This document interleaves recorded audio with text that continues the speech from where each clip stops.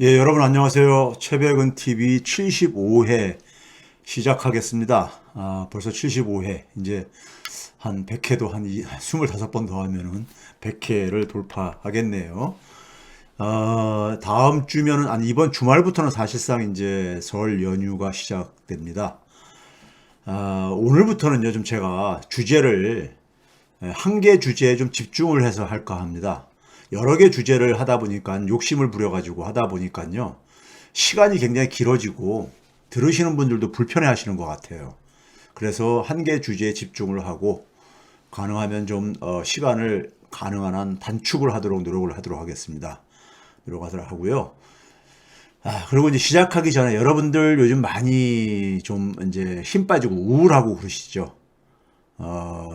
이 사법부가 하는 집 보면은 참 진짜 우라통 터지고 그다음에 우리나라의 30% 이상이 그러니까는 이 주술에 의존을 해서 국정 운영을 하겠다는 사람을 지지하는 이런 국민들을 보게 되면은 참 우울하죠. 그런데 저는 대한민국을 믿습니다. 대한민국을 믿어요. 우리가 여기까지 어떻게 왔습니까요? 대한민국이 우리가 지난 몇 년 동안 얼마나 많은 그러니까 우리가 이 변화가 있었습니까?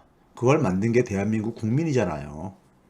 그런 점에서 저는 이 과정에 있어서 이러한 고통은 다 지나갈 거라고 보고요. 아니 훗날에 우리가 옛날 할 시간이 있을 거라고 생각을 합니다. 그런 점에서 여러분들 너무 우울해하지 마시고 그것보다는 우리 요즘 이제 그 운동이 있죠. 한 명당 세 명을 주변에 세 명을 그러니까 우리가 이 지지층으로 끌어오자. 그러면 됩니다. 그러면 돼요. 촛불 시민 한 명당 세 분은 그러니까는 지지층으로 끌어오세요. 그러면은 선거 승리합니다. 그러니까 다른 사람 탓할 필요 없어요. 민주당 탓도 하지 말고요. 누구 탓하지 맙시다. 뭐 역사적으로 우리가 항상 나라를 위기에서 구한 거는 백성들이었고 국민들이었잖아요. 그런 점에서 누구 탓하지 말고요. 우리가 역사를 만듭시다. 우리가 기적을 만듭시다. 그런 점에서 너무 여러분들 우울하지 마시고 굉장히 요새 힘들다고 하시는 분들이 있는데 힘들다고 제가 이런 표현 이제 웃자고 하는 겁니다. 투정부리 시간에 주변에 한 사람이라도 더 그러니까 지지층으로 끌어오세요. 그래줬으면 좋겠습니다. 제가 오늘 제목이 청년의 좀비화 그러니까 굉장히 자극적이고 아마 여러 상상들을 하실 텐데요. 제가 청년의 좀비화라고 쓴 거는요. 제가 대학 선생을 30년 넘게 90년부터 한국에서 대학 선생을 했으니까는 32년째 이렇게 하고 있잖아요. 하고 있는데 대학 선생을 하면서 학생들을 이렇게 관찰한 결과를 제가 제 나름대로 이렇게 표현을 한 겁니다. 표현을 한 건데 아마 많은 분들이 많은 분들이 자녀들을 두고 있거나 혹은 청년들일 수도 있겠는데요. 제 말을 듣다 보면은 왜 이런 표현을 썼는가를 이해할 것이고요. 그 다음에 이재명의 교육 대전환과 이걸 연결시켰느냐 하면요. 제가 좀 하나 이제 고백을 할 게 있습니다. 이재명 후보가 지사 시절에 그러니까는 저한테 연락이 와가지고 도움을 요청을 했을 때 도움이라기보다도 같이 좀 이제 하자고 이렇게 제안이 왔을 때 제가 그 당시에 이런 얘기했습니다. 교육혁명을 할 자신이 없으면은 제가 도와줄 일도 없고 그 다음에 제가 참여할 이유도 없다 이렇게 얘기를 했습니다. 그래서 제가 경제학자지만 저는 대한민국에서 가장 필요한 것이 교육 대혁명이다. 이렇게 얘기를 했고요. 이거를 하지 않을 거면은 제가 도와드릴 일도 없고 제가 도와드릴 일이 없으니까 참여할 이유도 없다. 이렇게 얘기했습니다. 그래서 이재명 후보가 제 얘기를 듣고 오늘 이제 얘기한 내용들입니다. 이거 듣고 자기도 동의하고 자기도 같은 생각이라고 해가지고 제가 참여를 하게 된 겁니다. 저는요 이런 철학이 같지 않으면요 절대 하지 못해요. 소위 경선 과정에서 다른 대선 후보들도 저한테 손을 많이 내밀었지만은 저는 철학이 다르면 절대 못합니다. 왜 그러냐면 제가 학생들을 가르치는 선생인데 제 말에 책임을 져야 되거든요. 책임을 져야 되기 때문에 그런 점에서 중간중간에도 제가 몇 차례 이걸 확인을 했습니다. 확인을 했기 때문에 이런 이제 일화가 있습니다. 이런 일화가 있는데 왜 이런 일화가 있냐면요. 제가 대학 선생 생활을 하다 보니까는 아무래도 교육 문제에 관심을 자연스럽게 갖게 됐는데 특별한 이유가 있습니다. 특별한 이유가 있는데요. 먼저 이제 제가 90년에 건국대학교에서 대학 선생을 시작을 했단 말이에요. 했는데 그 당시에 그로부터 그러니까 한 2, 3년 이후에 한 3년 이후에 김영삼 정부에서 그러니까는 교육 개혁을 얘기를 하면서 학부제 도입을 그 당시에 이제 문제를 던졌었어요. 그런데 그 당시에 정부라든가 아니면 대학에서 학부제를 제대로 이해하시는 분들이 없더라고요. 그래서 제가 이해하는 범위 내에서 제안도 하고 건의도 하는데 이게 그 수용되기가 상당히 힘든 환경이었었습니다. 그러다가 여러분들 아십니까요? 지금 우리가 인터넷을 우리가 거의 그 산소를 마시듯이 인터넷을 사용을 하고 있잖아요. 지금 20대들은 아마 인터넷이 없었던 세상이 잘 상상이 안 갈 거예요. 그런데 저만 하더라도 인터넷이 없는 시절을 더 많이 살아온 사람이기 때문에 제가 대학 다닐 때 인터넷이 등장할 거라고 그러니까는 뭐 아무도 사실 저한테 그 가르쳐 주는 선생님이 없었어요. 그래서 저는 인터넷이 나왔을 때 참 충격적이었습니다. 저한테는요. 굉장히 신선한 충격이었었어요. 94년에 그러니까 우리 일반 사람들이 인터넷을 사용하기 시작합니다. 사용하기 시작하는데 94년에 제가 이제 이 교수로서는 좀 이제 그러니까 초짜 교수 한 4년 정도 됐으니까요. 조교수 이제 마지막 해였던 겁니다. 그 인터넷이 나왔을 때 제가 하도 좀 이제 그 신선해가지고 저기 대학로 아시지? 대학로에 가면은 지금도 있는 걸로 저는 알고 있는데 그 이화동으로 들어가는 그러니까 이화장이라고 옛날에 이승만 그 박사의 그러니까 저택이 있었던 그 이화장이요. 그걸 이화장이라고 그랬었죠.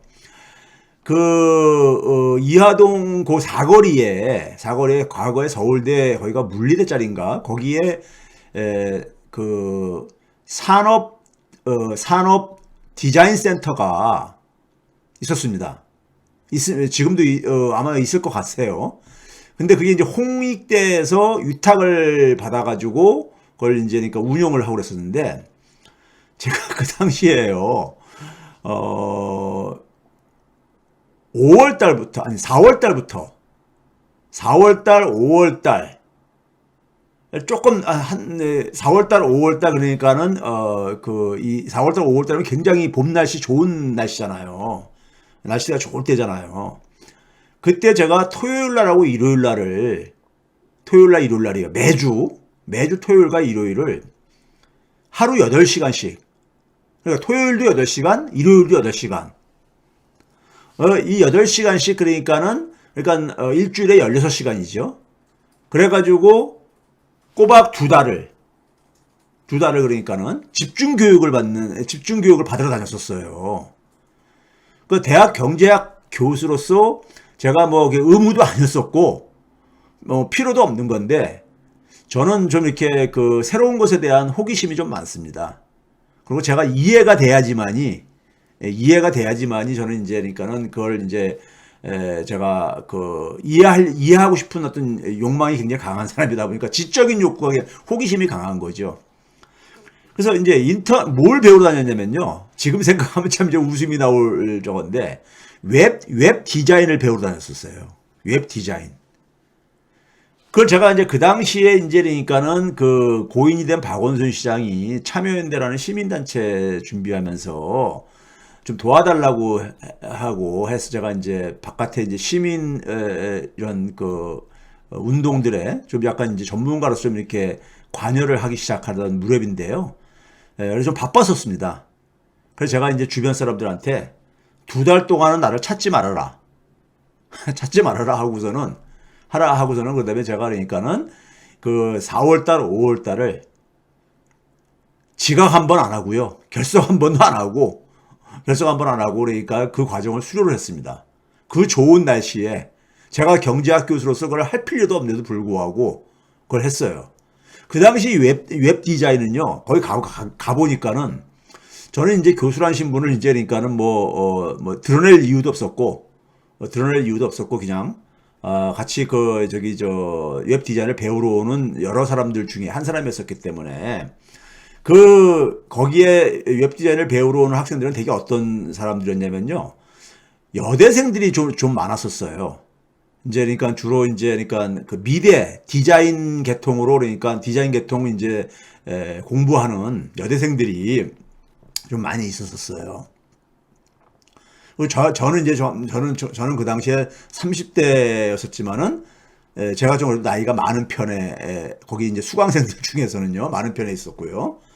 그래서 그 당시만 하더라도요. 지금은 우리가 뭐 이 웹 디자인을 다 이제 소프트웨어로 다 이제 우리가 만들고 이제 쓰고 그러잖아요. 근데 그 당시에는 그걸 다 프로그램을 짜야 됐었습니다.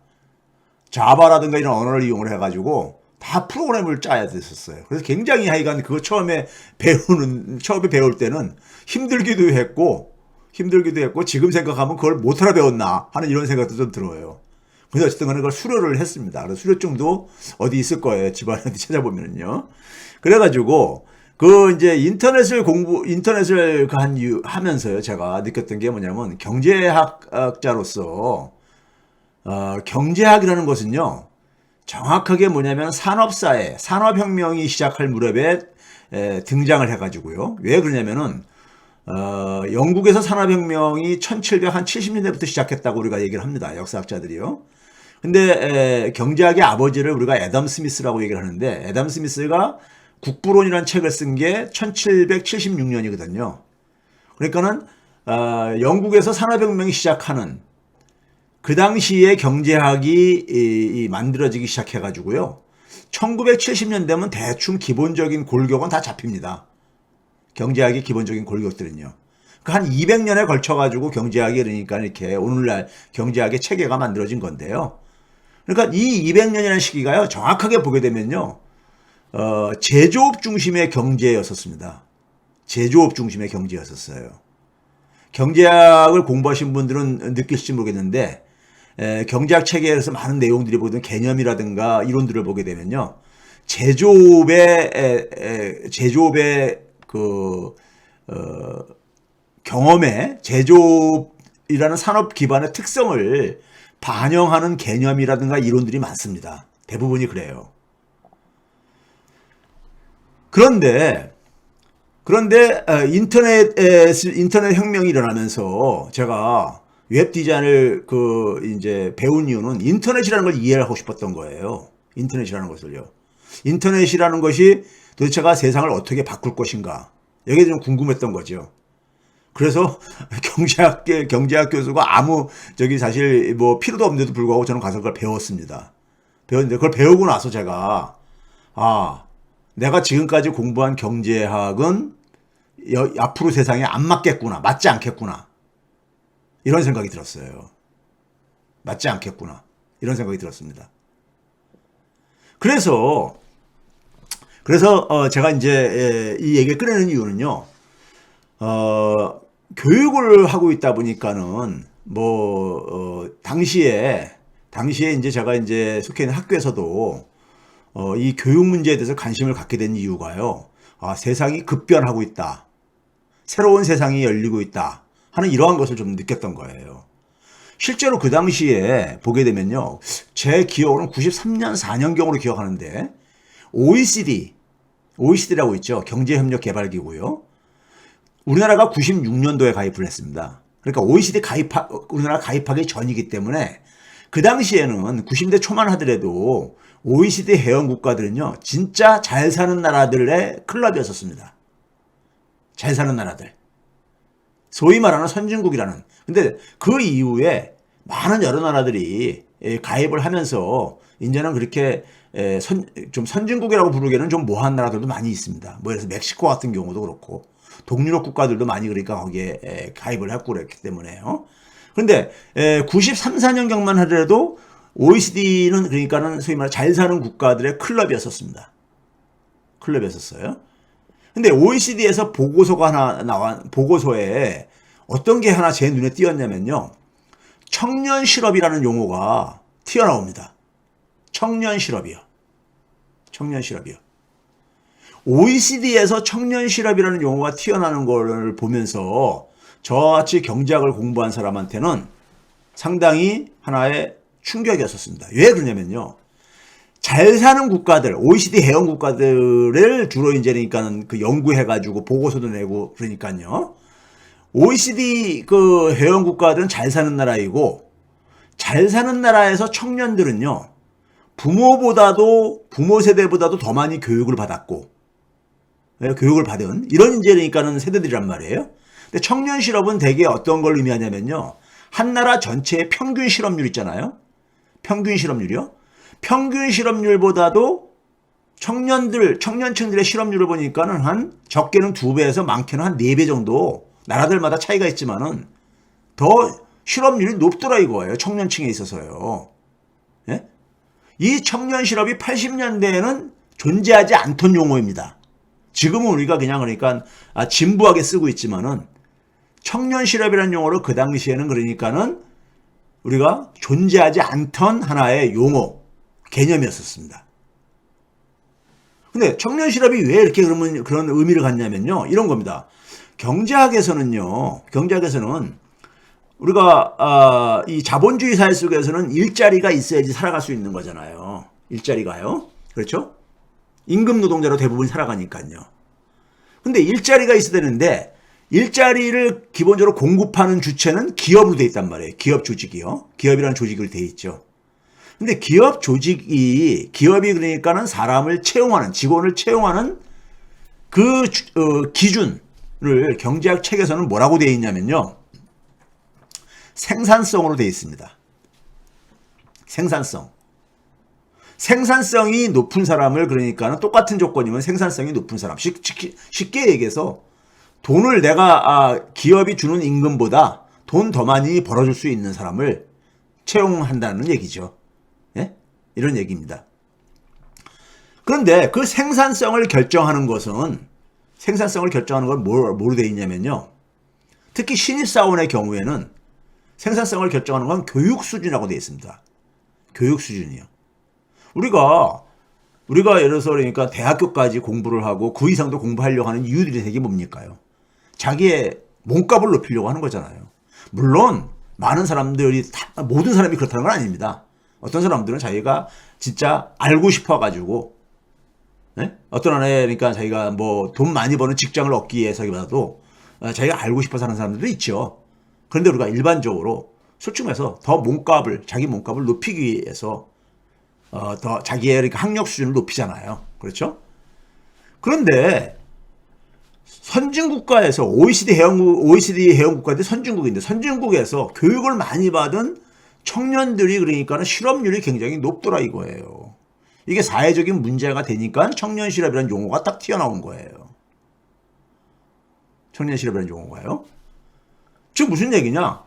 경제학 체계는 교육 수준이 높을수록 생산성이 높고, 그래서 교육을 많이 받은 사람을 기업은 더 그러니까 많이 채용할 거라고 되어 있단 말이에요. 가정이. 소위 그걸 인적 자본이라고 합니다. 인적 자본이요. 사람의 그러니까 육체적인 노동력뿐만 아니라 사람들이 가지고 있는 지식 수준이 그러니까는 생산성을 더 높인다 이거죠. 우리 일반적으로 상식적으로 그렇게 지금도 생각하고 있잖아요. 그런데 청년들을 기업이 고용을 기피한다는 건 뭐냐? 생산성이 높지 않다는 얘기죠. 주는 임금에 비해 가지고요. 그럼 그 얘기는 뭐냐? 교육 수준이 그 청년들이 받은 높은 교육이 별로 그러니까 생산성하고 관계가 없더라 이게 깨져버렸다는 얘기죠. 관계가 깨져버렸다는 얘기죠. 그렇죠? 그러니까 그런 문제가 또 튀어나온 거예요. 그 다음에 제가 이제 이 교육 문제에 관심을 갖기 시작한 것은요. 그러한 이제 그러니까 경제 이론적으로 설명이 안 되어지는 것들이 이제 그러니까 이제 나오기 시작하는데 이제 교육에서 설명을 확인을 했고요. 두 번째는 뭐냐면 이제 제가 젊었을 때니까는 이제 그 젊었을 때는 대기업들 보게 되면 의욕들이 막 이제 막 넘칩니다. 네? 의욕들이 넘쳐가지고 좀 자기가 좋은 선생님을 하겠다 이런 이제 생각을 가지고 있는 분들도 많이 있고 해서 건국대학교에서 제가 젊은 교수님들 제 나이 또래 젊은 교수님들하고 같이 대한대학을 만들었었어요. 대학 속의 대학이라고 해가지고 소위 실험대학을 그걸 어떻게 시작을 했냐면요. 처음에는 그러니까는 몇몇 선생님들이 한 서너 분 선생님들이 우리 어차피 선생으로 수십 년간 선생 생활 할 건데 이왕이면 좀 좋은 선생이 돼야 되지 않겠느냐. 그래서 한 2주에 한 번씩 토요일 날 각자들 바쁘니까는 2주에 한 번씩 토요일 날 브런치 겸 먹으면서 그 서로 좀 얘기 좀 하고 그러자. 서로 관심 있는 걸 뭐에 대해서 관심을 있는지. 그 책을 같이 읽고 토론할 수도 있고 이런 모임으로 시작을 했어요. 이런 모임으로 시작을 했는데 그 모임이 굉장히 좋다고 소문이 나면서 이제 교수들이 이제 그러니까는 좀 참여도 이제 많아졌어요. 그래서 한 15명 안팎이 전공이 다양한 사람들이 저처럼 사회과학 쪽에 전공하는 사람도 있고 어떤 사람은 인문학 쪽에 어떤 사람은 자연과학 어떤 사람은 공학 그리고 어떤 사람은 심지어 의학 심지어 예술대학 이런 다양한 분들이 다 참여해가지고 한 15분 안팎 정도가 했는데 이게 이제 또 소문이 또 나가지고 학생들이 자기들도 좀 참여를 할 수 없냐고 참여를 할 수 없냐고 해가지고 학생들도 이제 참여를 시키면서 이제 소위 말해서 대학 속의 대학이라는 그러니까 우리가 소위 말해서 새로운 실험을 하기 위해 가지고 이 학생들하고 같이 그러니까 우리가 학교의 정규 과정 말고요. 정규 과정 말고 별도로 그러니까는 강의를 그러니까 개설을 하고 그랬었어요. 예를 들면 이제 이런 거였었습니다. 교수들이 먼저 그러니까는 이 강의 계획서를 만들어 가지고 학생들한테 이제 보여주면 학생들의 의견을 좀 이제 반영을 해 가지고 최종 이제 그러니까 우리가 한 학기 동안 어떻게 강의를 할 것이다 하는 것을 이제 만드는 거죠. 그러니까 기존의 대학들은 교수가 자기가 강의 계획서 짜는데 이건 그러니까 학생과 교수가 같이 이제 가는 거죠. 열려 있는 거죠. 거기다가 뭐냐면은 다양한 전공 분야 선생님들이 참여하다 보니까는 주제도 다양한 실험을 했던 거예요. 예를 들면은 생명이라는 주제를 그러니까 하나 딱 꺼내놓고 그러니까는 각 분야별로 생명하게 되면 자연과학 하시는 분, 의학 하시는 분만 할 수 있는 게 아닙니다. 저 같은 경제학 하는 사람도 생명에 대해서 하고 싶은 얘기가 있거든요. 그러니까 각 자기 분야에서 하고 싶은 얘기들을 생명이라는 커다란 주제를 놓고 그걸 하자 이거예요. 그 다음에 강의하는 방식도 영화를 자료로 쓸 수도 있고 아니면은 그러니까는 이렇게 몇 사람이서 그러니까 협동을 해가지고 할 수도 있고 학생들과 같이 그러니까 또 할 수도 있고 하여간 다 실험적인 좀 이제 이런 이제 그 대학을 한번 우리가 시도해보자. 왜 그러냐면 대학이라는 건 하나의 제도거든요. 제도인데 이게 이제 그러니까 우리가 아무리 거슬러 올라가봤자 르네상스 시대에 만들어진 교육 제도란 말이에요. 근데 대학은 기본적으로 산업사의 산물입니다. 제도라는 것은 수명이 있는 거죠. 수명. 학교라는 것도 제도고요. 수명이 있는 거. 모든 제도는 수명이 있는 거죠. 영원한 것은 없죠. 제도라는 것은요. 인간사회만 있는 거니까요. 그래서 지금 우리가 하고 있는 교육이 그러니까 이게 그러니까는 우리가 우리가 좋은 선생 하겠다고 하는데 이 교육, 지금 현재 그러니까 대학에서 이루어지는 관행적으로 하는 이 교육 방식이 이게 그러니까는 맞는 것인지, 여기에 그러니까 아무 의문을 제기할 수 없는 건지, 이런 좀 실험을 해보자 해서 대한대학 운동을 좀 했던 거예요. 그래가지고 상당히 학생들이 호응이 좋았어요. 이건 뭐 학점이 나가는 것도 아니었었어요. 학생들도 그러니까는 그냥 대학에 대해서 대학에 고등학교 졸업하고 대학에 왔는데 실망스러웠는데, 이런 실험 대학을 보고선 굉장히 그러니까는 이 학생들이 반응이 굉장히 뜨거웠었습니다. 학생들이 스스로 그러니까 막 포스터도 만들어 가지고 이렇게 붙이고 막 그랬었어요. 교수들도 그러니까는 뭐 조금씩 그래가지고 그 비용을 학교에서는 일체 도와주는 게 아무것도 없었어요. 근데 이제 이걸 하면서 어떤 일이 생겼냐면요. 한 4, 5년 지나니까요. 4, 5년 지나니까는 이제 문제가 드러나기 시작하더라고요. 어떤 문제가 드러나냐면요. 젊은 선생들이 해외에 나가서 그러니까는 박사학위를 받고 새로운 이론을 공부해가지고 와도요. 그거를 그러니까는 사실 이렇게 학생들한테 가르치고 소개하는데, 그 당시 기준으로요. 길게 봐도 한 4, 5년이면은요. 다 바닥이 납니다. 바닥이 나요. 그래서 재밌는 거는요. 자기가 소속하고 있는 대학에서는 뭐 매년 똑같은 거 가르쳐도 아무 부담이 없었는데, 교수들이 이거는 전공이 다른 분들하고 함께 그러니까 협동 과정을 이렇게 운영하다 보니까는 본인이 그러니까는 지난 학기에 한 얘기를 또 할 수가 없는 거예요. 본인 체면도 있고 그렇잖아요. 예? 그러다 보니까는 한 4, 5년 하다 보니까는 일부 교수님들이 참여하던 교수님들이 다 젊은 교수님들이었는데, 그리고 생각도 굉장히 건전하신 분들이었는데, 슬슬 이제 무슨 얘기가 나오냐면은, 나 다음 학기부터는 참여 못할 것 같다고. 바쁜 일이 해가지고. 근데 이거는 핑계고요. 제가 봤을 때는 이제 바닥이 난 거예요. 자기가 그러니까는 학생들한테 그리고 다른 교수들 앞에서 얘기할 수 있는 게 다 바닥이 나는 거예요.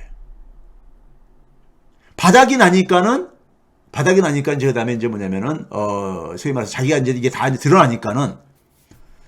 근데 제가 이제 그 당시 느꼈던 게, 선생은요 기본적으로 지적 호기심이 많은 사람들이 해야 됩니다. 지적 호기심이. 제가 이 공부할 때 보게 되면요. 교수라는 직업이 그러니까는 좋아가지고, 우리나라에서는 교수가 너무 과잉 대접을 저는 받는다고 생각을 해요.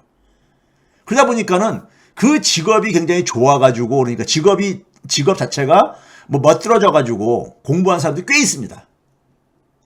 근데 선생이라는 것이 사실은 안 맞는 분인데, 어렸을 때부터 쭉 자기가 해왔던 게 그냥 공부, 소위 말해서 암기식 이런 공부만 하다 보니까는 사회생활 하는 거 별 자신도 없는 사람들 중에서도 공부하는 사람 많아요.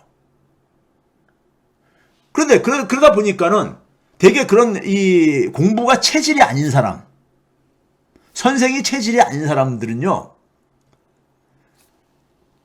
학생들한테 몇 년 지나게 되면은 똑같은 걸 계속해서 반복해서 가르치게 되는 것을 우리가 경험들을 했을 거예요. 과거 학교 다니셨던 경험이 있으신 분들은요. 그래서 우리가 흔히 그 교수님의 강의록을 보게 되면 옐로우북이라고 색이 막 이렇게 누렇게 이제 퇴색이 돼가지고 뭐 5년 전에 가르쳤던 거, 심지어 10년 전에 가르쳤던 걸 그냥 가르치는 사람들도 있다. 뭐 이런 식의 얘기들이 막 그랬었죠.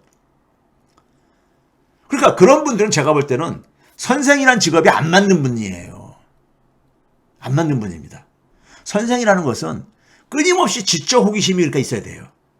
책 보는 거 좋아하고 굉장히 지적인 호기심이 이런 게 굉장히 많은 사람이 되는 겁니다. 그래야지 이걸 즐길 수가 있어요. 모든 일이라는 것은 즐길 수 있어야 되는 겁니다. 근데 그렇지 않은 사람들은 자기가 배워온 거 가지고 학위를 받을 때 배워온 거를 가지고 길어야 한 4, 5년 이렇게 사용하면 다 바닥이 나요. 바닥이 납니다. 그렇죠? 그러다 보니까 이제 지쳐가지고 이제 나가 떨어지시더라고요. 그러면서 이걸 이제 중단하는 걸 봤어요. 근데 문제는 뭐냐면 세상은 인터넷 혁명 이후에 새로운 단계로 막 이제 진화해 가는 거예요. 잠시 후에 말씀드리겠지만요. 그 다음에 제가 또 한 가지는요. 2000년경부터 하남이라고 저기 강동구 상일동 넘어가면은 거기 경기도 하남이라고 있는데요. 거기서 제가 한때 좀 살았었습니다. 살면서 거기서 지역에서 주민 자치운동 이렇게 하면서 대안학교를 방과후 대안학교라는 민들레 학교를 만들어서 교장 선생도 해봤었어요. 그때 그 한 이유가 뭐냐면은 대안학교는 여러 가지 종류가 있습니다. 근데 제가 했던 대안학교는 뭐냐면 말 그대로 교육 방식도 그러니까 대안적인 거. 교육 이 방식을 좀 대안적으로 하겠다는 이런 취지를 가지고 한 거였었거든요. 그 대신에 이제 지역이 굉장히 어려운 아이들한테는 다 무료로 이제 이렇게 하고요. 근데 방과후 대안학교를 이제 만들어서 하면서 제가 이제 그 당시에 그런 얘기를 했어요. 제가 그 학교를 만든 이유가 뭐냐면은 어른들이 기성세대가 그 당시에 그러니까 되게 초등학생들을 대상으로 처음에 시작을 했었습니다. 그러니까 2000년경에 초등학생이면 그러니까 나이가 어린 애들은 8살 먹은 정도 되는 아이들이니까요. 8살 먹은 아이가 그러니까 그 당시 2000년이면은 그러니까 제가 생각할 때 2020년대 30년대가 되면은 얘네들이 본격적으로 사회생활을 할 나이들이잖아요. 지금 20대 지금 후반에 있는 이 연령층들이죠. 20대 말. 그렇죠? 지금 20대 말이 됐겠네요. 이제 30 정도 됐겠네요. 그렇죠? 그 당시 가장 어린 애가요. 기성세대들이 얘네들이 한 30 정도 될 때쯤이면은 얘네들이 제대로 시대의 변화에 적응을 하지 못하게 할 수가 있다. 지금 현재의 교육이 그러니까는 지금 아이들을 시대 부적응자로 시대 변화에 적응하지 못하는 존재로 만들어내는 소위 말해서 의도하지 않았지만은 범죄를 저지르고 있다고 저는 그 당시 얘기를 했었어요. 왜? 아이들이 그러니까는 시대 변화에 적응을 못하게 교육을 하면은 의도는 하지 않았지만은 그건 범죄거든요. 예? 교육이라는 것은 사람을 만드는 일입니다. 교육은 크게 우리가 가정교육하고 학교교육이 있잖아요. 가정교육이 더 중요합니다. 가정교육을 잘 받은 학생이 좋은 선생을 만나면은 날개를 달아요. 제 경험에서 이건 나온 얘기입니다. 그래서 자녀들 잘 키워야 됩니다. 잘 키워야 돼요. 근데 그때 제가 느꼈던 게 2000년경에는 이미 현재의 교육이 아이들을 그러니까는 시대 부적응자로 만들 것이다. 이런 얘기를 했었어요. 그런 것을 느꼈기 때문에. 그때 이제 그렇게 하면서 제가 교육 문제가 가장 좋은 경제학자니까 경제 문제를 연구하다가 저는 이렇게 여기로 교육으로 귀결된 거예요. 가장 좋은 경제 정책은 가장 좋은 경제 정책은 교육 정책이다. 이런 제가 얘기를 하고 그랬었어요. 그 당시에요. 왜 그러냐면은 세상이 변했으면은 그 세상에 사람들이 적응을 해야 될 게 아닙니까? 근데 교육은 뭐냐면은 사람을 만드는 일입니다. 정의를요. 사람을 만드는 일이에요. 자, 그래서 그런 이제 경험을 가지고 그리고 이제 그 이후에 2000년대 경제학을 공부하면서 경제학이 그러니까 제가 공부한 경제학이 현실을 제대로 설명을 못하는 일들이 갈수록 많아지는 거예요. 왜? 세상은 그러니까 다른 세상으로 넘어갔는데 경제학은 여전히 뭐냐면은 아까 얘기했듯이 산업사회 경험의 기초에서 만들어진 이론이다 보니까 이게 미스매치가 생기는 거죠. 미스매치가. 그런데 여전히 그러니까는 그 산업사회 때 만들어진 이론을 계속 가르치고 있다 보니까는 학생들한테는 그게 별 도움이 안 되죠. 재미도 없고요. 자,